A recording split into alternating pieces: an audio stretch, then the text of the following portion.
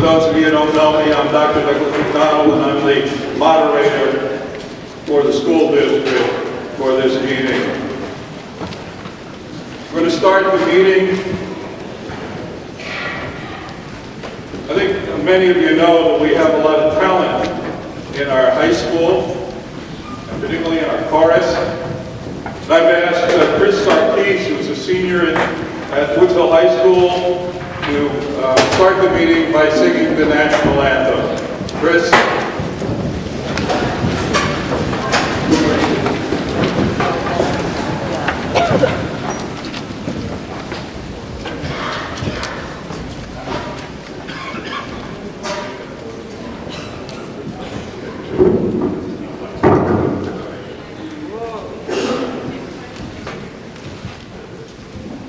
Oh, say, can you see by the dawn's early light what so proudly we hailed at the twilight's last gleaming, whose broad stripes and bright stars through the perilous fight o'er the ramparts we watched were so gallantly streaming, and the rockets' red glare, the bombs bursting in air, gave proof through the night that our flag was still there. Oh, say does that star-spangled banner yet wave o'er the land of the free and the home of the brave?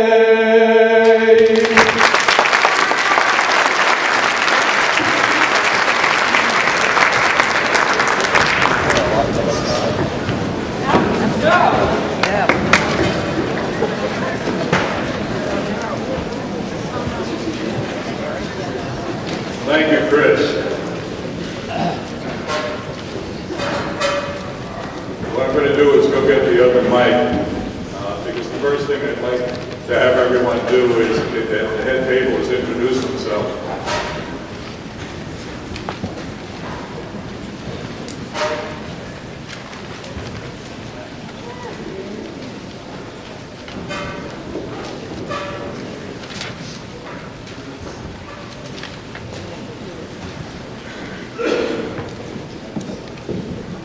Hi, I'm Marianne Aldrich from Haverhill, New Hampshire.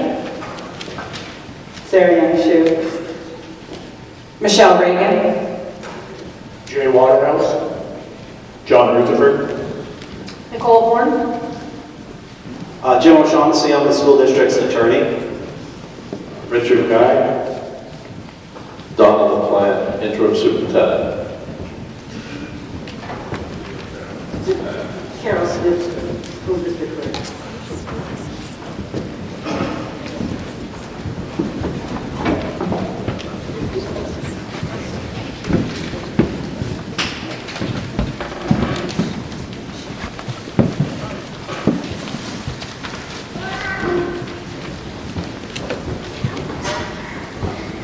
I'd like to go over some of the basic rules of the meeting.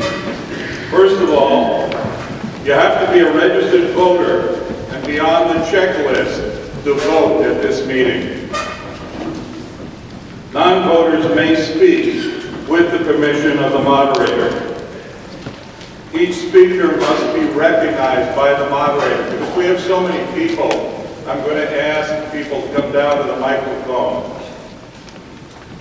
Given the fact that we've got a lot of people here, and I suspect we might have a number of people who want to speak on some of the articles, I'm going to limit discussion for each person to 4 minutes. So please be succinct.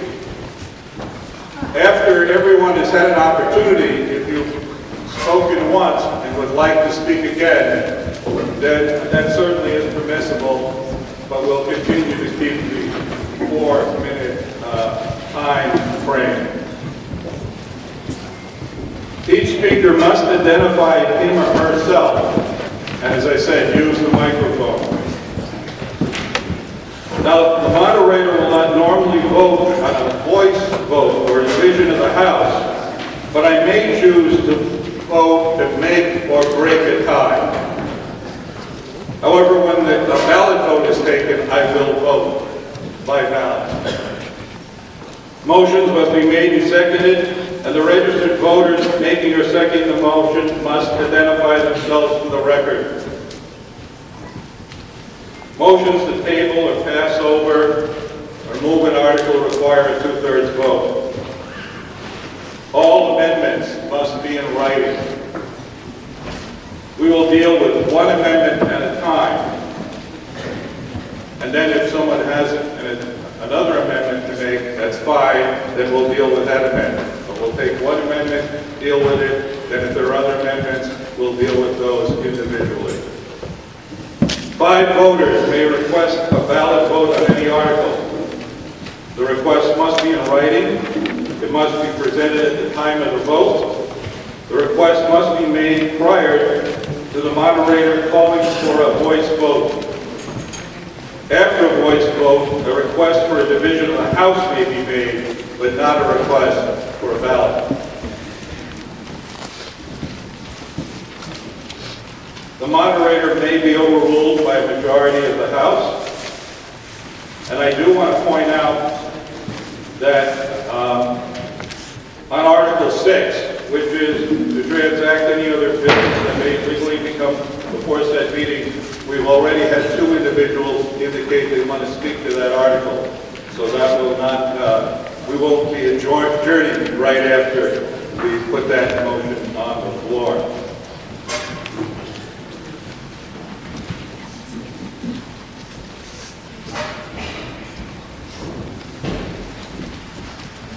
We had 2 warrant articles, and I'm going to start with the first one, which was to the inhabitants of the Havel Cooperative School District qualified to vote district affairs. And this meeting took on the 8th, was taken on the 8th day of March 2016. And the first article was to choose by nonpartisan ballot a moderator for the ensuing year.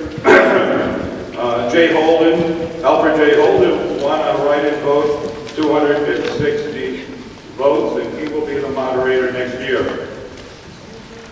Article 2, to choose by nonpartisan ballot 2 members of the school board, 1 member at large for a term of 3 years, expiring in 2019, and 1 from the pre-existing Woodsville district for a term of 3 years, expiring in 2019.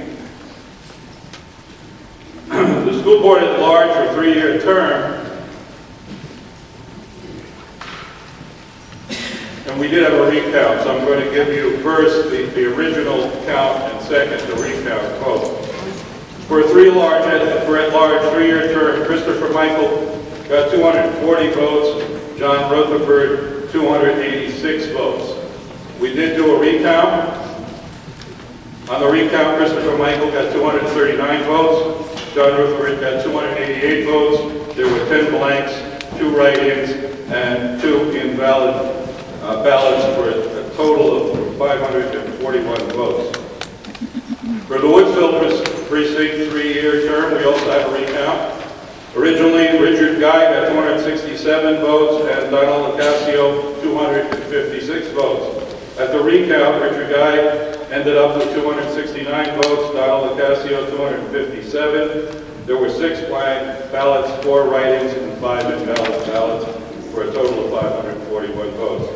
So Mr. Rutherford and Mr. Guy were elected.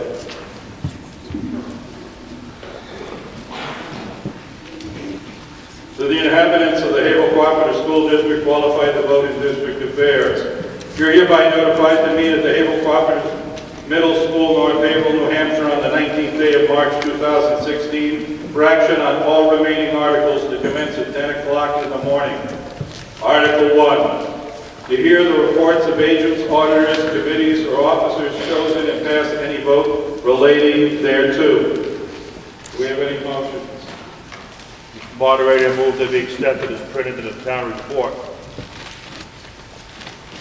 All right? It's been, a motion has been made that we accept this printed in the town report. Is there any discussion? There's a second by Rita. Two items. First, normally, the salaries of the staff are in the town report. They are not this year. They are on a separate sheet. I'm not sure if everyone, there was enough to get there.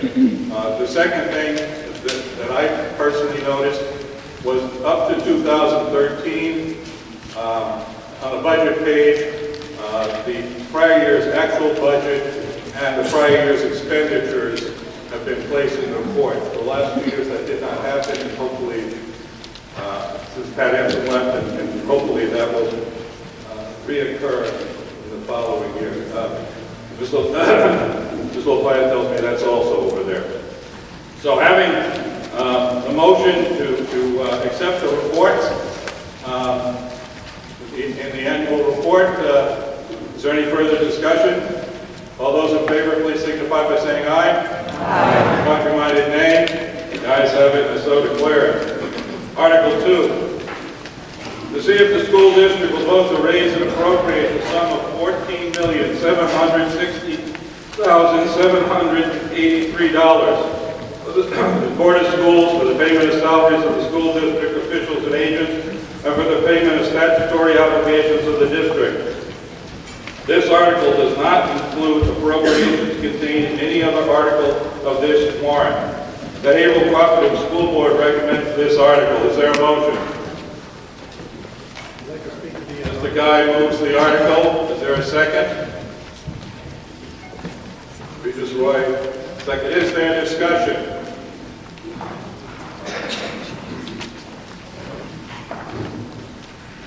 My name is Ron Willoughby, and I would like to propose an amendment. And that amendment would be to cut $250,000 out of the proposed school budget. I would like at some point in time to have the school board, some members of them, address this and specifically to tell if this could be accomplished without any great impact on teaching staff or programs. We are... Well, you made a motion. There's a motion on the floor to cut $250,000 from the proposed budget. Is there a second? Tell me your name. Tell everybody your name. Joseph Fidget. Okay.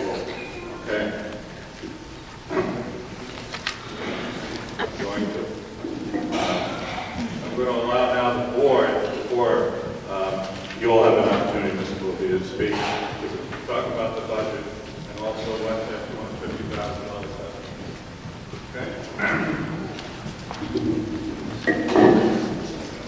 Good morning. Before I start, I'd just like to thank our community members who were part of our budget committee this year. If you would just stand so that we can recognize. We had Chris Lurtzma and Dylan Farr, Cindy Williams, and Darla Clarkson.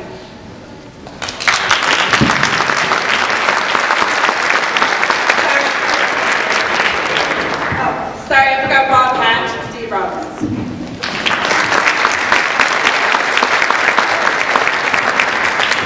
And all the time I've been on the budget committee, this has been the most thorough that we've actually gone through the budget. It really was a very thoughtful process, and we had very many late nights and long discussions. As we were going through, we knew that we didn't want our taxes to go up.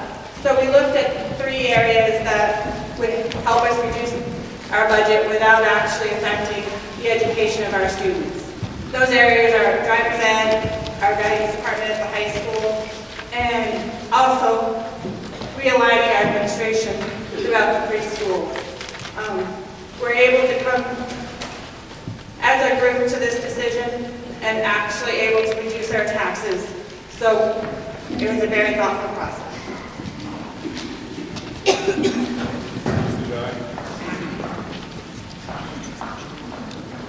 Just to add to that, I'm going to just